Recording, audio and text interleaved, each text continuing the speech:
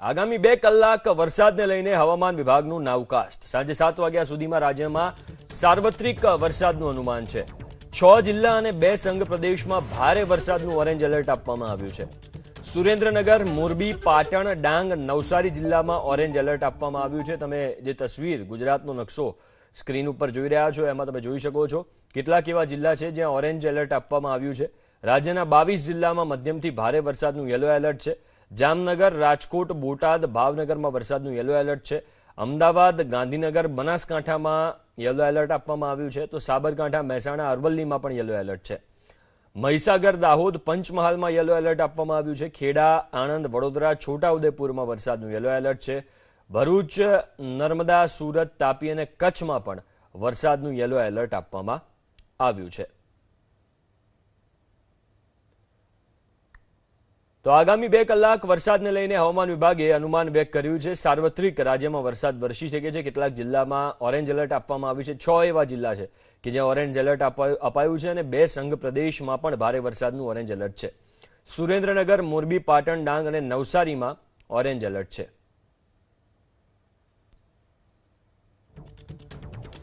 આ તરફ ખેડા જિલ્લામાં બપોર બાદ વરસ્યો ધોધમાર વરસાદ। માતર તાલુકાના ગ્રામ્ય વિસ્તારમાં મુશળધાર વરસાદ વરસ્યો।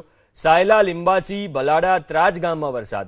અલિન્દ્રા તથા આસપાસના ગામમાં ધોધમાર વરસાદ વરસ્યો છે। નેશનલ હાઈવે 48 પર અમદાવાદ નડિયાદ વચ્ચે ધોધમાર વરસાદ। પવન સાથે ભારે વરસાદથી વિઝિબિલિટીમાં ઘટાડો થયો છે। હાઈવે પર વાહન ચાલકો હેડલાઇટ ચાલુ કરવા માટે મજબૂર બન્યા છે। દ્રશ્યો તમે સ્ક્રીન ઉપર જોઈ રહ્યા છો। માતરના ગ્રામ્ય વિસ્તારો, માતર તાલુકાના ગ્રામ્ય વિસ્તારો જ્યાં ધોધમાર વરસાદ થયો છે। બપોર બાદ વાતાવરણમાં પલટો આવ્યો અને પવન સાથે ભારે વરસાદ થયો। સંવાદદાતા જલ્પેશ વધુ વિગતો સાથે ફોનલાઈન ઉપર જોડાયા છે। જલ્પેશ, કયા કયા વિસ્તારમાં વરસાદ છે? માતર તાલુકાના સાયલા, લિંબાસી, ભલાડા, ત્રાજ, અલિન્દ્રા સહિતના જે ગ્રામ્ય વિસ્તાર છે તેમાં ધોધમાર વરસાદ વરસ્યો। કહી શકાય કે જે રીતના વરસાદ વરસ્યો, લાંબા સમયથી વરસાદની રાહ જોતા હતા, કારણ કે વાતાવરણમાં ભારે ઉકળાટ હતો, પરંતુ આ વરસાદ વરસ્યો અને વાતાવરણમાં ઠંડક પ્રસરી। સાથે સાથે જે ખેડૂતો છે તેમના મનમાં પણ ઠંડક પ્રસરી, એટલા માટે કે ખેડૂતો આવા વરસાદની રાહ જોઈ રહ્યા હતા। એવો જ વરસાદ વરસતાની સાથે જ ક્યાંક ને ક્યાંક ખેડૂતોમાં ખુશીની લાગણી પણ જોવા મળી। સાથે સાથે વાત કરવામાં આવે હાઈવે પર, તો હાઈવે પર ચોક્કસથી ભારે વરસાદ વરસતા વિઝિબિલિટી છે તે પણ ઘટી હતી, એટલે દિવસે જ લોકોને, વાહન ચાલકોને લાઇટ ચાલુ કરવી પડે તેવી પણ પરિસ્થિતિ સર્જાઈ હતી। જી હિમ, આભાર જલ્પેશ વિગતો આપવા માટે।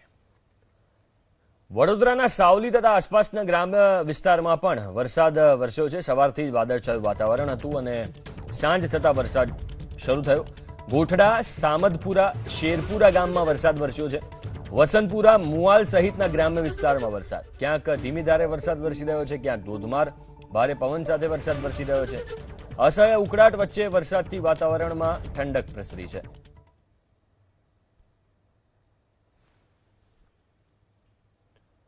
સુરેન્દ્રનગર, વઢવાણ, રતનપર વિસ્તારમાં ફરી વરસાદનું આગમન થયું। થોડા દિવસના વિરામ બાદ વરસાદ થતા ખેડૂતો પણ ખુશ છે। વાવણી બાદ વરસાદ ખેડૂતોના વાવેતર માટે આશીર્વાદરૂપ સાબિત થશે। ખેડૂતો આતુરતાથી વરસાદની રાહ જોઈ રહ્યા હતા, કારણ કે એક લાંબો વિરામ વચ્ચે આવ્યો અને સુરેન્દ્રનગર, વઢવાણ, રતનપર વિસ્તારમાં ફરી એક વખત વરસાદનું આગમન થયું છે, જેના પગલે ખેડૂતો પણ ખુશ છે। રાજ્યમાં એક સપ્તાહ સામાન્યથી મધ્યમ વરસાદની આગાહી કરવામાં આવી છે। આજે અમદાવાદમાં છૂટો છવાયો વરસાદ વરસવાનું અનુમાન છે। આવતીકાલે પણ અમદાવાદમાં પવન સાથે સામાન્યથી મધ્યમ વરસાદની આગાહી કરવામાં આવી છે। એક સાથે 4 સિસ્ટમના કારણે વરસશે હળવોથી મધ્યમ વરસાદ।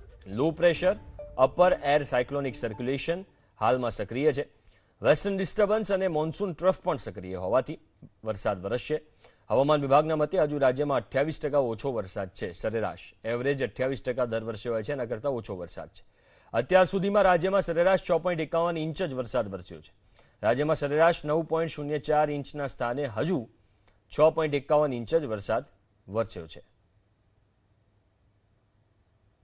आने वाला अगले 7 दिन के लिए 21 जुलाई तक इसमें हल्का से मध्यम बरसात का संभावना रहेगा अलग अलग स्थानों में राज्यों की विभिन्न जिला में।